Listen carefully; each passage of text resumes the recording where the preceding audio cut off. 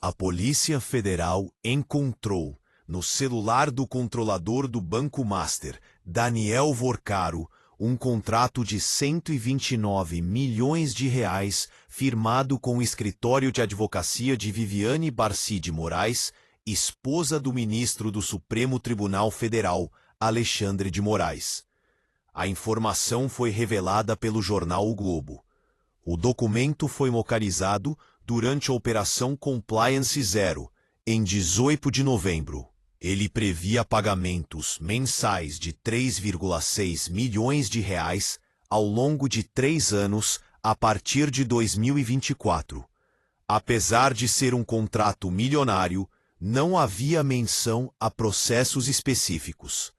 O texto determinava apenas que o escritório atuaria para o banco onde fosse necessário. Embora o Banco Master tenha sido colocado em liquidação e o acordo não tenha sido inteiramente executado, mensagens internas mostram que o pagamento ao escritório de Viviane era tratado como prioridade entre os executivos, segundo a reportagem. Além dela, os filhos do casal, que também integram a banca, aparecem atuando em pelo menos um processo ligado a Vorcaro. A revelação ocorre semanas depois da operação que levou à prisão de Vorcaro e de outros dirigentes do Master. Ele foi detido preventivamente em 17 de novembro, acusado de fraudar 12 bilhões e 200 milhões do sistema bancário. O Tribunal Regional Federal da Primeira Região revogou as prisões em 28 de novembro e concedeu habeas corpus ao banqueiro e aos diretores. Todos foram colocados em liberdade, mas estão usando tornozeleira eletrônica e proibidos de atuar no setor financeiro, de se comunicar com investigados e de deixar o país. A quebra do Banco Master se tornou a maior da história do país em impacto para o Fundo Garantidor de Créditos, responsável por assegurar depósitos de até R$250 mil por CPF ou CNPJ em caso de falência de instituições financeiras. De acordo com o FGC, 1,6 milhão de investidores, que juntos tinham cerca de 41 bilhões de reais em CDBs, deverão receber ressarcimento. A PF apura indícios de fraudes na concessão de crédito, emissão irregular de títulos e criação de carteiras falsas. Operações que, segundo os investigadores, movimentaram valores bilionários e sustentaram uma tentativa de venda do Master ao Banco Regional de Brasília, BRB. A liquidação foi decretada pelo Banco Central no mesmo dia das prisões e das buscas realizadas em 5 estados e no Distrito Federal. Além do contrato envolvendo a família de Alexandre de Moraes, outro episódio envolvendo membros do Supremo ganhou destaque. Em 29 de novembro, o ministro Dias Toffoli, relator do caso do Banco Master, viajou rumo ao Peru para assistir à final da Libertadores, no mesmo avião particular em que estava um advogado ligado a um dos diretores do banco. A coincidência chamou atenção porque, na véspera do voo, Toffoli havia sido sorteado para relatar o recurso apresentado pela defesa de Vorcaro. O ministro confirmou que viajou na aeronave, mas disse que não conversou sobre o processo. Poucos dias depois, em 3 de dezembro, Toffoli colocou o caso sob sigilo e determinou que todo o inquérito fosse transferido para o próprio STF sob sua relatoria.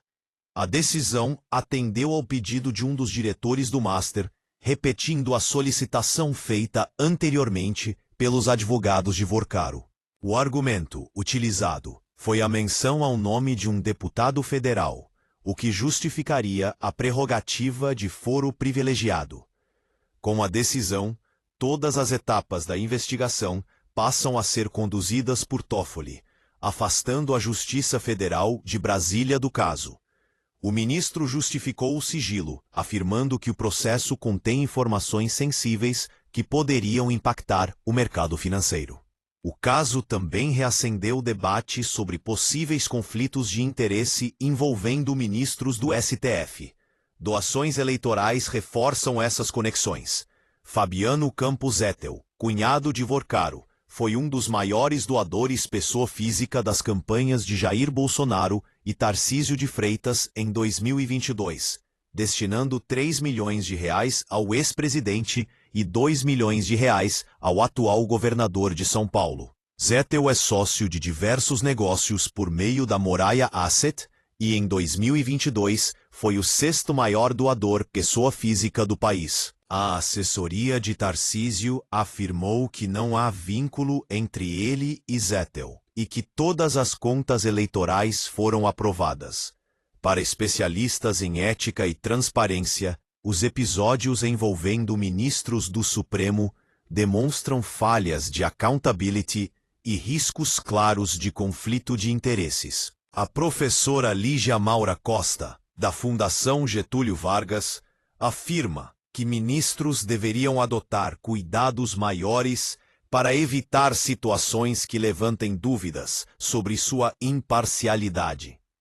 Segundo ela, o comportamento de Toffoli deveria ter levado à sua suspeição no caso do Banco Master, especialmente devido ao voo compartilhado com um advogado ligado ao processo e ao subsequente sigilo absoluto imposto ao inquérito.